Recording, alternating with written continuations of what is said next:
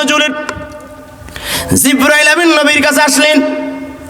নূরের একটা আলো, রহমতের নবীর সাদ মুবারক ফিটি আল্লাহর নবীর শরীর মুবারকে পড়ছেন। জিবরাইল আমিন হাজির হয়ে গেলেন। ইয়া রাসূলুল্লাহ ওয়া হাবিবাল্লাহ, ও নবী আপনি সুসংবাদ নেন। আমার আল্লাহ আপনাকে সুসংবাদ জানায় আর দুইটা নূরের জ্যোতি দান করছেন। সুবহানাল্লাহ বলেন। কয়টা? দুইটি নূরের জ্যোতি আল্লাহ করেছেন দান। আল্লাহ নবী বলেন কি দুইটা নূরের জ্যোতি আমি জানতে চাই। আল্লাহ রাসূলকে জিবরাইল জানায় দিলেন, একটা নূরের জ্যোতির নাম সূরা ফাতিহা, আর একটা নূরের জ্যোতির নাম সূরা বাকারার শেষের আয়াত। আল্লাহু আকবার বলেন। ও নবী, এই দুইটি নূরের জ্যোতি আল্লাহ অন্য কোন নবীকে, অন্য কোন কিতাবে, অন্য কোন সহিফায় আমার আল্লাহ দেয় নাই। আল্লাহু আকবার বলবেন না? সূরাটির নাম কি? জীবনারে বলেন না, কি নাম? গায়ে লাগে না? খুব পরিচিত মনে হচ্ছে। কালামুল্লাহ শরীফের সূরা ফাতিহা এমন দাম, যেই সূরা কোরআনে নাই, ইনজিলে নাই, তাওরাতে নাই, জাবুরে নাই, ওই সময় আমার আল্লাহ নাজিল করেছেন। এই সূরা ফাতিহা হলো একটা নূরের আলো। এই সূরা ফাতিহা যারা পড়বে এর ফজিলত একটু 1 মিনিটে শুনেন। আল্লাহ নবী বলে, একবার সূরা ফাতিহা তেলাওয়াতকারীর বান্দা আমল নামায় আমার আল্লাহ অর্ধেক কোরআন পড়ার সওয়াব করবে দা। একবার কোন আল্লাহর বান্দা সূরা ফাতিহা যদি তেলাওয়াত করে গো, ওই আল্লাহর বান্দার আমল নামায় সওয়াব পাবে ওই পরিমাণ আসমানে যতগুলো গ্রন্থ আছে, যতগুলো কিতাব আছে আর ওহী নাজিল করেছেন 24,000 পয়গম্বর, 1 লক্ষ মতানক্য রয়েছেন, মতান্তরে যে পয়গম্বর এসেছেন আদম নবী থেকে আমাদের নবী পর্যন্ত প্রত্যেকটি নবী ও রাসূলের প্রতি যে পরিমাণে কিতাব সহিফা নাজিল হয়েছে, প্রত্যেকটা আসমানি গ্রন্থ তেলাওয়াত করলে যে পরিমাণে সওয়াব মিলে যায়, সূরা ফাতিহা একবার তেলাওয়াত করলে ওই পরিমাণে সওয়াব আমলনামায় জমা হয়ে যায়। এত আস্তে আল্লাহু আকবার বললে হয়, জোরে বলুন আল্লাহু আকবার। দিস ইজ সূরা ফাতিহা। এর নাম কি? সূরা ফাতিহা। আসুন এই সূরা ফাতিহার কয়েকটি নাম শুনেই আমরা ধারাবাহিক আলোচনায় শুনতে চাই। এত সময় শানে নজরুল শুনলাম, আরো কয়েকটা বর্ণনা রয়েছে। বেসিক্যালি শানে নজরুল পাওয়াটা খুব কঠিন। সূরা ফাতিহার কষ্ট হচ্ছে আপনাদের? সূরা ফাতিহার অনেকগুলো নাম রয়েছে। এর ভিতরে সর্বশ্রেষ্ঠ প্রধান নাম 1 নম্বরে জায়গা পেয়েছে সেই নামটি, যে নামটি হচ্ছে উম্মুল কোরআন, উম্মুল কিতাব। এই সূরাটির নাম হলো কোরআনের মা, কিতাবের মা। সুবহানাল্লাহ বলে না? মা মানে মূল, মা মানে গোড়া, মা মানে উৎপত্তি, মা মানে জন্ম, মা মানে ভ্রূণ, মা মানে শক্তি। সুবহানাল্লাহ বলেন না কেন? সূরা ফাতিহা হলো কোরআনের মা। গোটা কোরআনে আছে যা, সূরা ফাতিহা রব্বুল আলামিন দিয়ে দিয়েছেন তা। সূরা ফাতিহা, এই সূরাটিকে কোরআনের মা বলা হয় এজন্য এই সূরা ফাতিহার ভিতর রব্বুল আলামিন সকল কিছু দিয়ে বহির্ভূত করেছেন, বিদ্যমান করেছেন, সমৃদ্ধ করেছেন, সাজিয়ে দিয়েছেন। আর একটি নাম হচ্ছে এই সূরার সূরাতুল হামদ। এই সূরার শুরুতে হামদ আছে না? প্রশংসা আছে কিনা? আছে। আর একটি নাম হচ্ছে সূরাতুন নি'মা।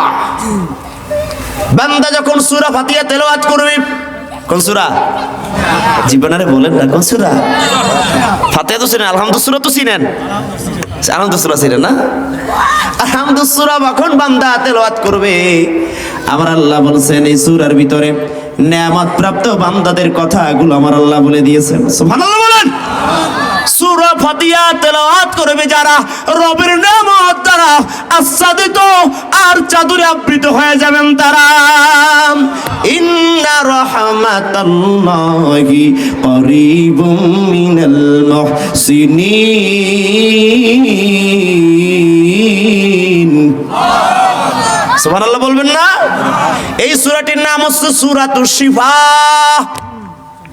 আরোগ্য দানকারী, রোগ থেকে মুক্ত দানকারী সূরা। সূরা ফাতিহা পড়বে যারা, রোগ থেকে মুক্ত পাবে তারা। আল্লাহু আকবার বলেন ভাই।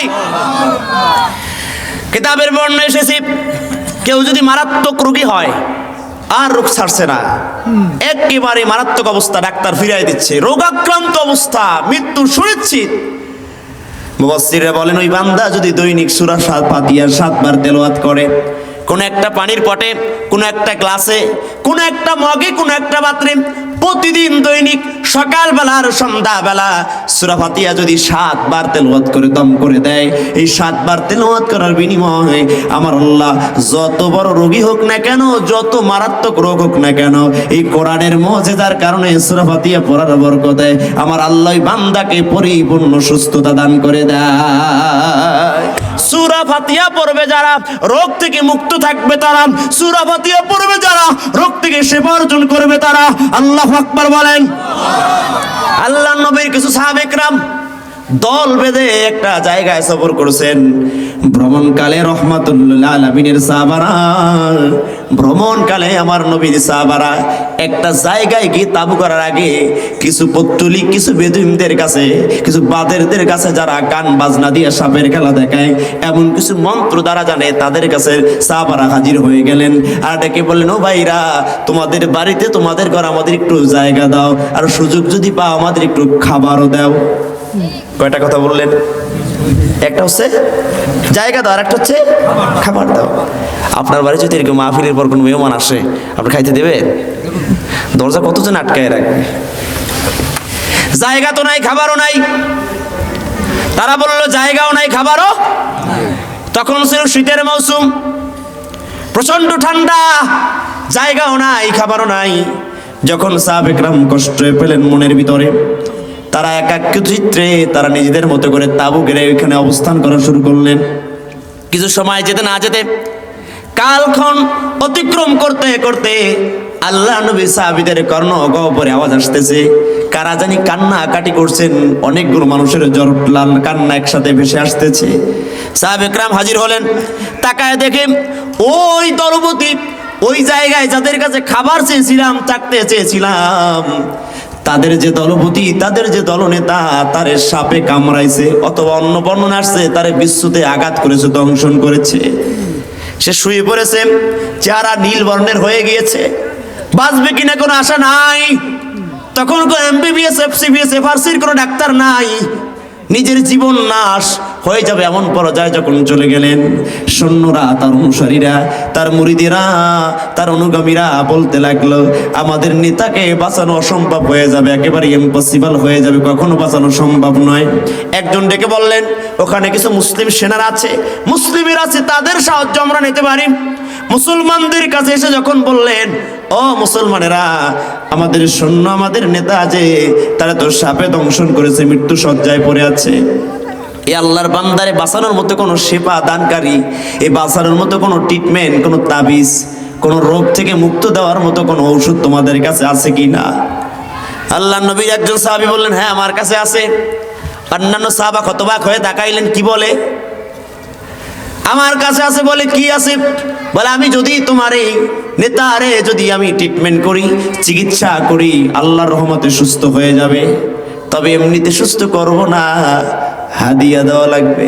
কি দেওয়া লাগবে? জোরে কোন?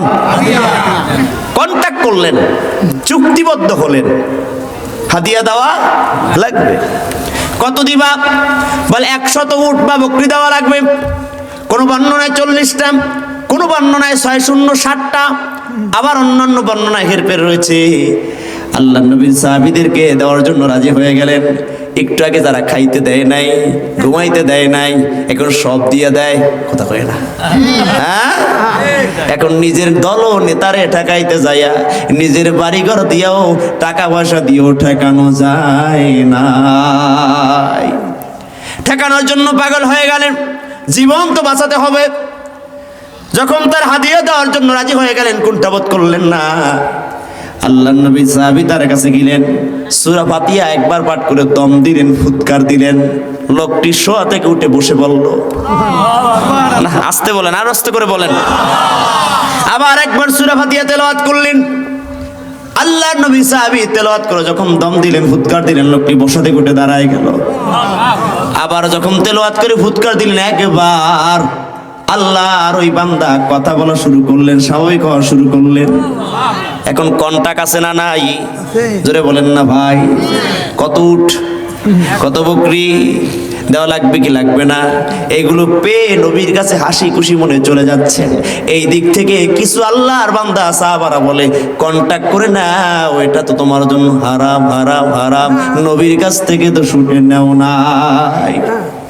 আসলে তো রহমতের নবীর কাছে জিজ্ঞাসা করি নাই, সাহাবী নবীর কাছে গেলেন, ওই বকরিগুলো ভক্ষণ করে নাই, ইউজ করে নাই, ব্যবহার করে নাই। নবীর কাছে হাজির হয়ে বললেন, ইয়া রাসূলুল্লাহ ওয়া ইয়া হাবিবাল্লাহ, নবী গো আমি অমুক আল্লাহর বান্দা ট্রিটমেন্ট করেছি, হাদিয়া স্বরূপ কন্টাক্ট করে চুক্তি করে এই বেড়াগুলো নিয়ে আসছি, বকরিগুলো নিয়ে আসছি, বলেন জায়েজ হবে কি হবে না? আপনারা কোন জায়েজ হবে? হ্যাঁ তো মাসালা ঠিক আছে, হুজুরে কিছু নিলে জায়েজ হবে না? হ্যাঁ, ইমাম সাহেব চাকরি করতে আসবে, হুজুরের টাকা চাই নিব, এটা সম্ভব? যদি কন্ট্রাক্ট আর চুক্তিবদ্ধ না হয়, যে কত দিবেন এটা যদি না হয়, প্রত্যেক মাসে পেঁচ লাগবে না? আজকে 5,000 দিলেন, কালকে যদি 10,000 নেয়, ঝামেলা আছে না নাই? আছে অবশ্যই, কিন্তু সেই 5,000 টাকাই তো দিতে চায় না, 3 মাস বাকি। ভাইয়ারা বাবাজিরা আমার, আল্লাহর নবী স্পষ্ট ভাষায় বললেন, তুমি কি পরে ফু দিয়েছো? বলে আমি একটা সূরা পড়েছি যার নাম হলো ফাতিহা। আল্লাহু আকবার বলুন।